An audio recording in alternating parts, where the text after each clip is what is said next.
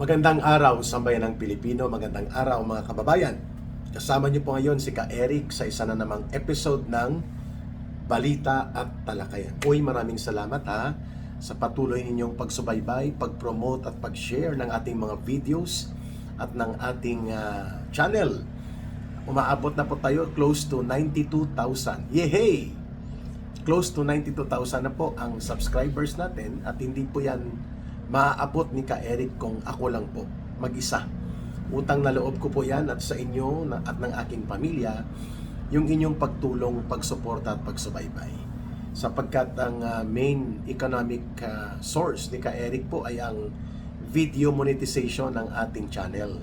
Kaya kung wala po kayo at hindi nyo tinatangkilik at pinagkakatiwalaan at minamahal ang advokasya na pinapanindigan ni Ka Eric na kasama kayo dito, hindi rin po lalago at lalakas ang ating channel.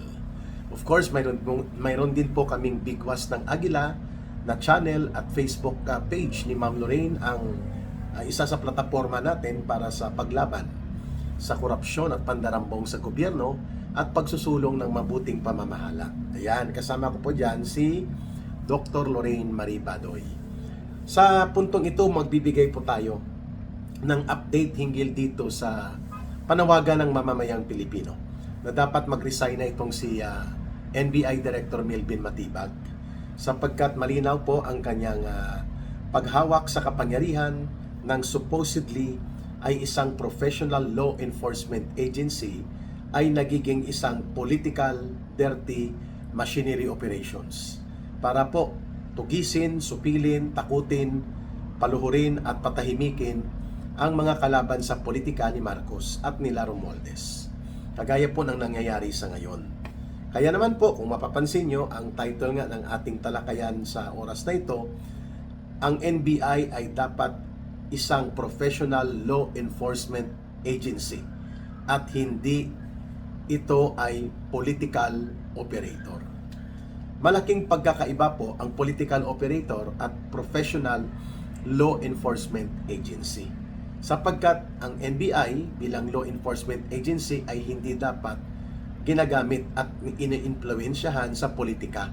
Lalo na kung ang pinag-uusapan po ay banggaan ng mga political interests ng mga politiko.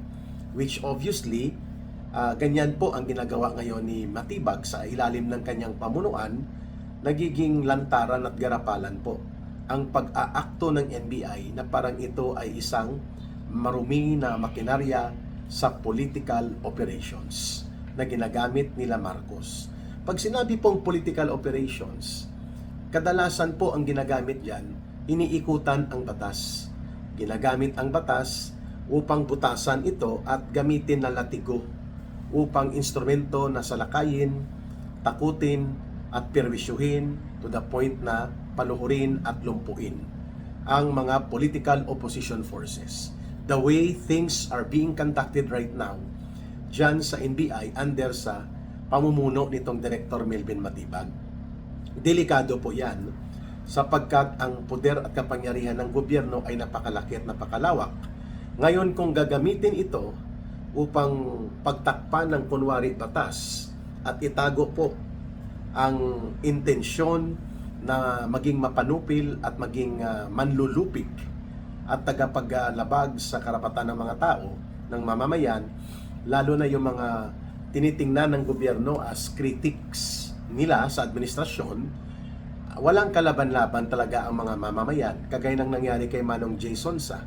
Mabuti po at si Ka Eric ay nasa Visayas area pa at mayroon tayong series of consultation for labor and industrial peace dito po sa area sa Visayas. Ngayon, kung nandyan ako, posible nangyari din po sa akin ang illegal na pagkakakulong dahil questionable nga ang warrant of arrest. Mayroon po din doong probisyon na napapatungkol sa illegal possession of ammunition. Hindi naman po yon ang kaso na isinampa ng Department of Justice, no? Doon sa warrant mismo. Pangalawa, yung kaso po na unlawful publication and unlawful utterances ay ito po mga kaso na halos kapareho lang ng jaywalking o ng vandalism o ng mga alarm and scandal. Hindi nga dapat ito nagkakaroon ng piyansa, but you have to attend and appear in the court.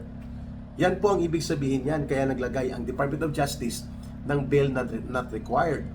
Bail not required, hindi po no bail, hindi po not bailable. Ibig sabihin po, nung lumabas ang arrest order, dapat nakita yan ng NBI kasi whole day halos nandun na sila sa Pasay RTC. Nag-aabang sila kung paano nila mapapalusot ang pag-release ng warrant of arrest kasi the next day, holiday, May 1, May 2 and 3, Sabado, Linggo. So ibig sabihin po mga kababayan, mayroon talagang problema ang pagkakaroon ng intensyon ng NBI na supilin ang karapatan ni Manong J. Sonsa at posible pati ni Ka Eric na 4 na araw o 5 araw kang makukulong. Kahit pa alam ng NBI mga kababayan na ang warrant of arrest na na-issue laban kay Manong J, questionable kasi hindi po non-bailable ang kaso na unlawful publication or unlawful utterances. Ibig pong sabihin mga kababayan, hindi dapat inaresto si Manong J.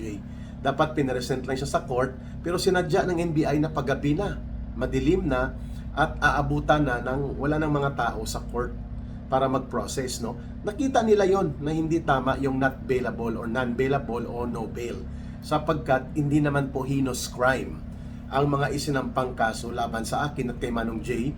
Magkapareho lang po kami, cyber libel at yung tinatawag na unlawful publication, unlawful utterances.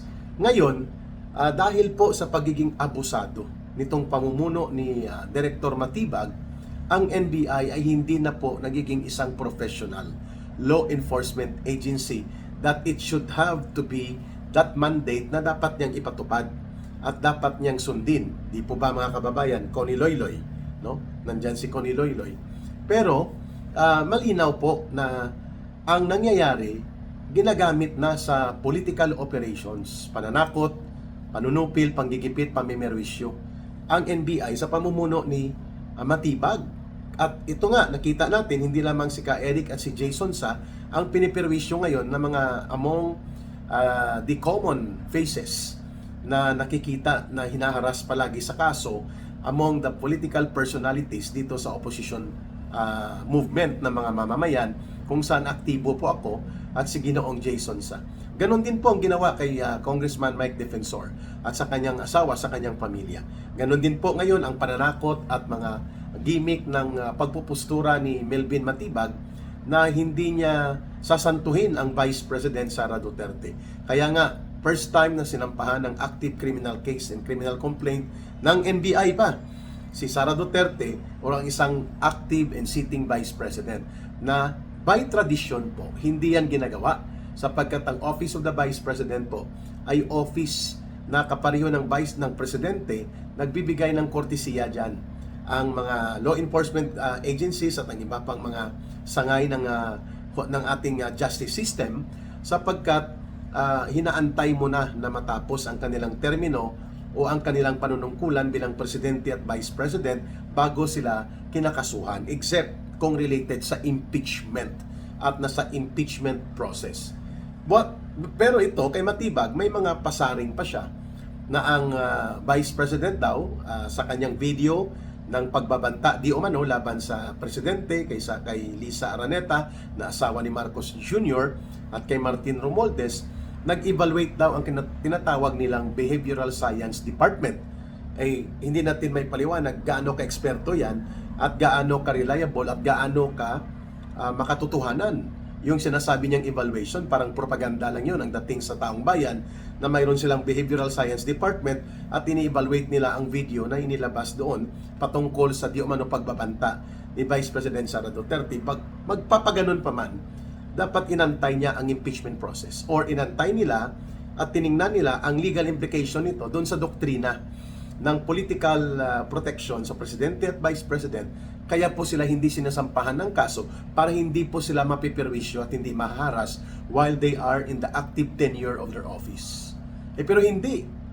Kaya obvious na obvious, walang pagkukunwari, walang pag-aalangan, hindi lamang abuso sa kapangyarihan po ang nangyayari dito sa NBI ngayon.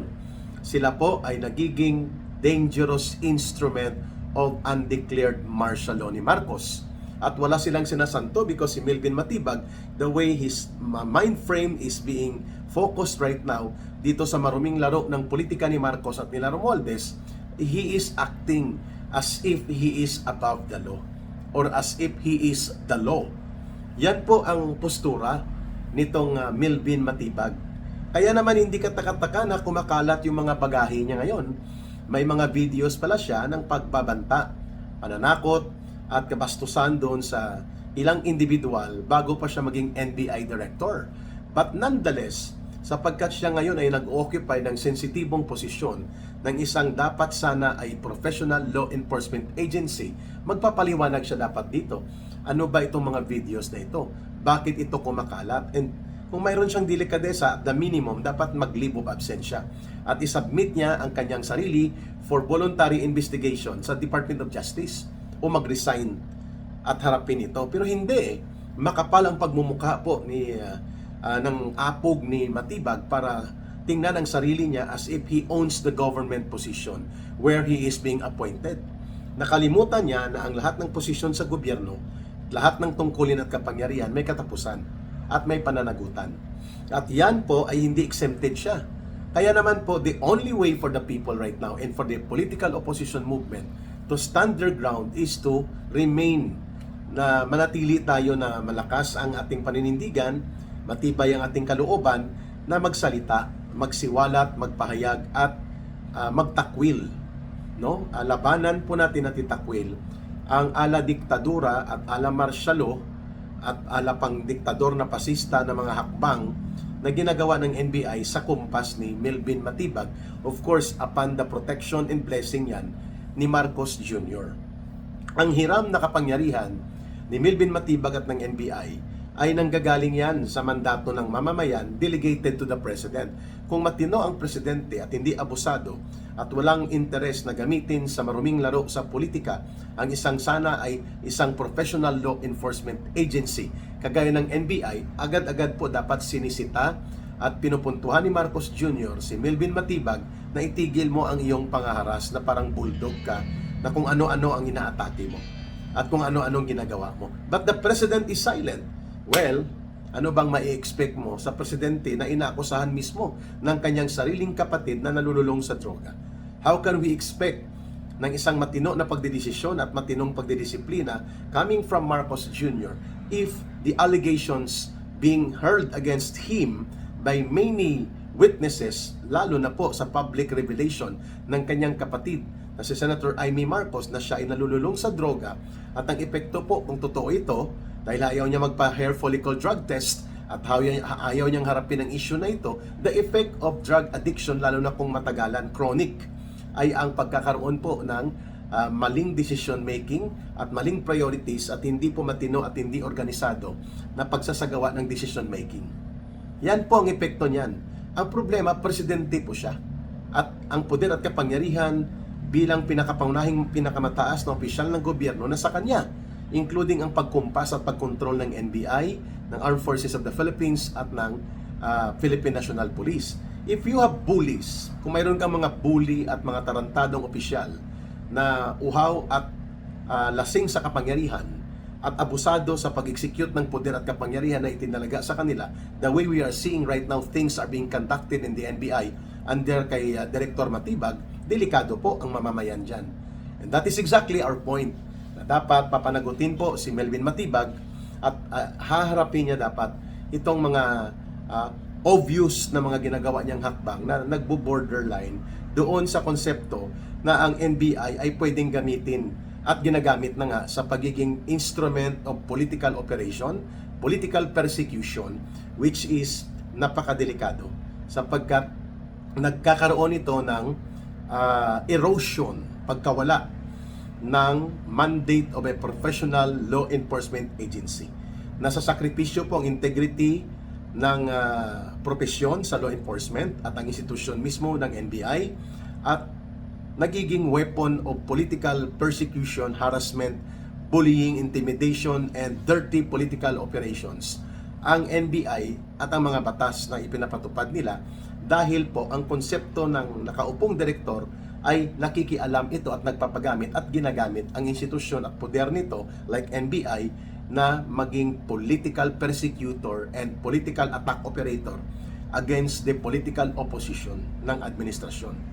Baka nakalimutan po ni Melvin Matibag na ang Pilipinas ay demokrasya. At ang demokrasya po may kalayaang magpahayag ang mamamayan, mag-criticize for as long as you do not call the people to bear arms and execute rebellion or pabagsakin ng gobyerno sa pamamagitan ng karahasan at mga armadong pagkilos. The ambit of free speech is so wide that the constitutional guarantee of it is assured in the Bill of Rights. Isa sa pinakamataas po at nangunguna sa karapatan at kalayaan ng mamamayan na ginagarantiya ng saligang batas ay ang kalayaan sa pagpapahayag ng saloobin at ang kalayaan sa pagsasalita at pagbibigay ng iyong opinyon sa anumang isyu, pati na po mga usapin tungkol sa gobyerno. And that is not sedition automatic, that is not libel, that is not unlawful utterances or unlawful publication, and that is not rebellion. Yan po ay bahagi ng demokrasya. Baka nakalimutan ni Melvin Matibag yan o pilit niyang sadyang baloktutin ito sapagkat sinasabi niya ang mga criticism sa gobyerno daw ay pwedeng pagmumula ng kaso ng sedition or inciting to sedition. The way I was also harassed by the PNP-CIDG nang sinampahan nila ako ng kaso sa panawagan ko that under the Constitution, the Armed Forces of the Philippines shall be the protector of the state and the people. At mayroon po silang history na kung ang pinagmumula ng krisis at problema ng gobyerno at ng buong lipunan ay ang presidente mismo, there is a historical precedent to that at kinilala ng Korte Suprema na ang call for withdrawal of support is within the ambit of the mandate of the AFP patungkol po sa tinatawag na protector of the state of the people. I did not call out the AFP to do the kudeta, the mutiny, or the armed revolution against the government, but to call out and the president and to respect the constitutional line of succession within the ambit of the provisions of the Constitution patungkol po sa succession and transition of power. Ano pong inciting to sedition doon? Hindi ako nanawagan ng madugo, marahas at bayolente na mga pagkilos. And now the NBI is trying to warning the people na ang mga nagsasalita laban sa gobyerno can be investigated and can be prosecuted for inciting to sedition or sedition. These are threats of a tyrannical and oppressive government na takot sa katotohanan na maririnig ang boses ng kanyang mamamayan kung may problema na gustong ipaabot o ipuna sa kanya. Lalo na sa isyu ng pandarambong at korupsyon, sa isyu ng pagnanakaw, sa isyu po ng kurakutan. Paano maging inciting to sedition kung ang taong bayan ay nagrereklamo, nagpoprotesta ng mapayapa, ngunit malinaw na pagpuna at panawagan sa gobyerno na i-address ang isyu na ito? Ngayon ang NBI, instead na ito ay tagapagprotekta ng tamang law enforcement at tamang pagpapatupad ng batas, the NBI now is acting as a big machinery dedicated to execute political operations that result to tyranny, oppression, and political persecution, especially against those who are critics of the government and those involved in the political opposition. Hindi yan demokratiko, hindi. Delikado. And yan ay kinukonsinti ni Marcos. Kaya dapat lamang natin itong ibunyag, dapat natin itong ipakita at ipaliwanag sa taong bayan. The NBI cannot be an instrument for political operations, for dirty political works and dirty political persecution, at ito dapat ay may mandato ng isang professional law enforcement agency. And for that to happen, dapat ang namumuno ng NBI matino ang pag-iisip at matino ang direksyon ng kanyang paninindigan at siya ay tunay at tapat sa kanyang sinumpaan sa batas at sa saligang batas lalo na.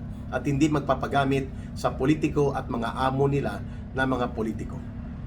Nakakalungkot at doon po napapatungo ang NBI ngayon under dito kay Director Melvin Matibag. Pero ang lahat po ay may katapusan, ang lahat ay mayroong day of reckoning. Antayin po natin na ang taong bayan mismo ang hatol sa mga abusado at alipores ng isang nabubulok at mandarambong na gobyernong ito sa takdang panahon darating po yan. Magpakatatag lang tayo at manindigan ng tama, mapayapa, ngunit matatag na pagpupuna sa gobyerno. At paninindigan na ipagtanggol ang kalayaan at karapatan ng mga mamamayan. Mahalin po natin ang bansang Pilipinas, walang ibang magmamahal nito kundi tayo ring mga Pilipino. Para sa Diyos at sa Pilipinas nating mahal. May God bless everyone and may Allah will be with those who are Muslim brothers and sisters. Maraming salamat po muli. Bye for now. Ito po si Ka Eric. Mabuhay!